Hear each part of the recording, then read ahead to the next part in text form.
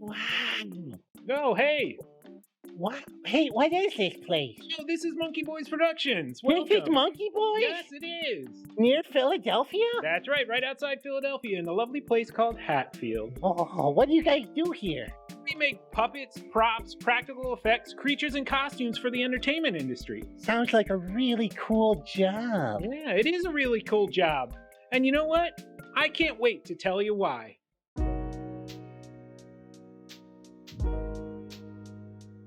Hi, I'm Michael Latini. And I'm Marc Petrosino. Here at Monkey Boys Productions, we make puppets, props, practical effects, costumes, creatures, and entertainment. I personally am the puppetry supervisor. And I'm the design supervisor, which means Mark focuses on puppetry and I focus on design, but we both get to focus on puppets and everything.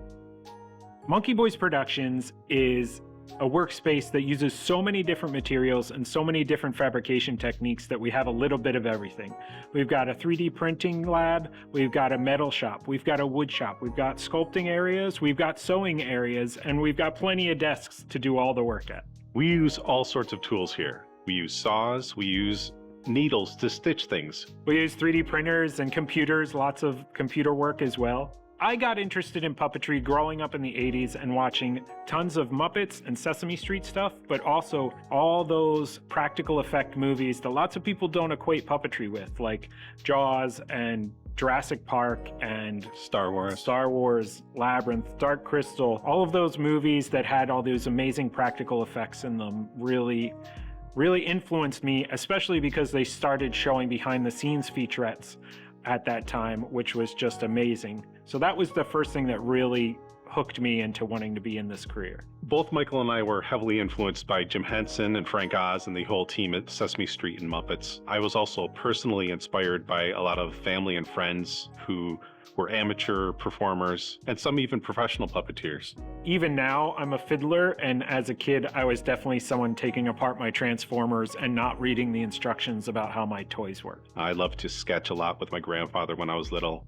I had an animal puppet, Animal from the Muppets, that I would carry around and put on little shows with my brother where we would lip sync to comedy records. I had a lot of fun being creative, but like Mike, we played a lot in the dirt and just, messed around and pulled toys apart.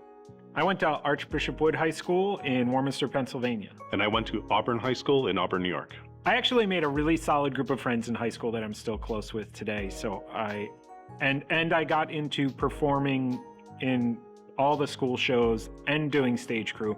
So high school was definitely the time in my life where all of these skills that led to today were started. I enjoyed trying to be a part of everything, which maybe I spread myself too thin, but I got to learn what I liked and didn't like. I tried band, I tried sports, I tried theater, I tried art. I did a little bit of everything and figured out what I liked a lot. I went to Ithaca College in Ithaca, New York. I originally thought about becoming a puppeteer out of high school, but then realized it was unlikely because there were only about 6 people who did all of the puppetry work.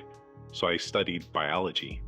But partway through that, I realized this isn't what I want to do. And I went to a school where you could create a major, and I created a puppetry degree. I took all sorts of theater classes and film and television and radio broadcasting classes. Because I was able to create my own major, I was able to do wonderful specific study programs where I could kind of create my own class. I went to Tyler School of Art, Temple University's art school here in Philadelphia. What was great about Tyler School of Art's art program is that they require you in your freshman and sophomore year to take lots of different classes so that you can kind of figure out the field you want to work in. So I would take sculpture and fabrics and jewelry and illustration, graphic design, lots of different classes. And then I realized that the jewelry department was where I wanted to go. So that's then when I focused into jewelry. The moment that I knew puppetry was right for me, I was performing in a show early in my college days, and I used a puppet in the show. It worked great. It was fun. Lots of people gave me compliments. And then the thing just clicked. Oh, right. Puppetry is this combination of all these things you love to do, like technical theater and performance and building things and figuring out how things work. So that was the little switch moment for myself. I love my job because I've been able to grow a creative company that not only makes amazing things, but gets to employ so many awesome creatives. I love my job because I get to play. I get to play with puppets a lot of the day, and I get to creative problem solve with a lot of really cool, smart, imaginative people. We often have difficult days that are just meetings all day long, non-stop meetings, and that's difficult. It takes a lot of concentration to stay focused in these meetings that are important to have.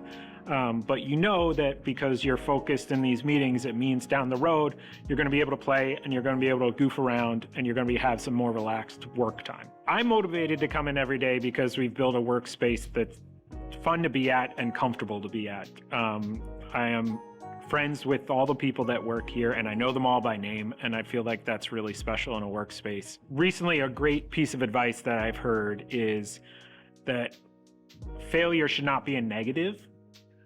You have to understand that to get better in life, that failures are going to happen and you're going to learn from those failures. What's important is that you understand when you fail, you should learn from it and then use that knowledge to get better. So it's really important to understand, especially in creative businesses and in creative workspaces, you're going to fail. That it is almost like you're set up to do that, but when that happens, learn from it, because the next time you do something like that, it's only going to be better. Thank you for watching. We hope we've inspired you to find a cool job that you'll enjoy for life.